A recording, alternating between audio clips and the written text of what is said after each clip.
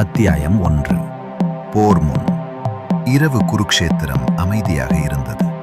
கோடிக்கணக்கான வீரர்கள் உறங்கினார்கள். ஆனால் தர்மம் உறங்கவில்லை. அர்ஜுனன் தனியாக அமர்ந்திருந்தான். காண்டீவம் அவன் அருகில். இது தர்ம யுத்தமா, இல்லை பழிக்கான போரா? அவன் மனம் நடுங்கியது. அந்த நேரம் கிருஷ்ணன் சாரதியாக இல்லை, காலமாக வந்தான். அத்தியாயம் 2. கிருஷ்ணனின் கேள்வி.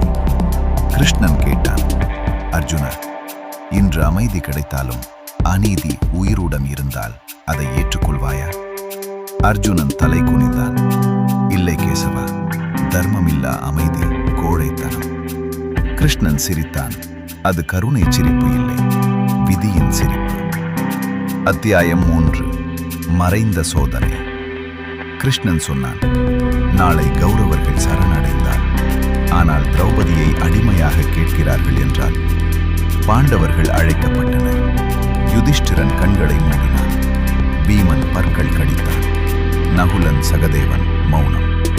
அப்போது திரௌபதி சொன்னாள், என் அவமானம் தர்மத்தை காப்பாற்றினாள். வரலாறு என் கண்ணீரை ஏற்றுக்கொள்ளட்டும். பூமி நடுங்க. அத்தியாயம் 4. விஸ்வரூப தரிசனம்.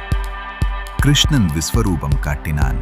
அதில் அரசர்கள் பிறந்தனர், பேரரசுகள் எரிந்தன, அகந்தை விழுந்தது, தர்மம் எழுந்தது. கிருஷ்ணன் கூறினான், தர்மம் சுகம் தராது, தியாகம் கேட்கும். கிருஷ்ணன் சொன்னான், ராமன் வனவாசம் சென்றது நீதியால் அல்ல, தர்மத்தால்.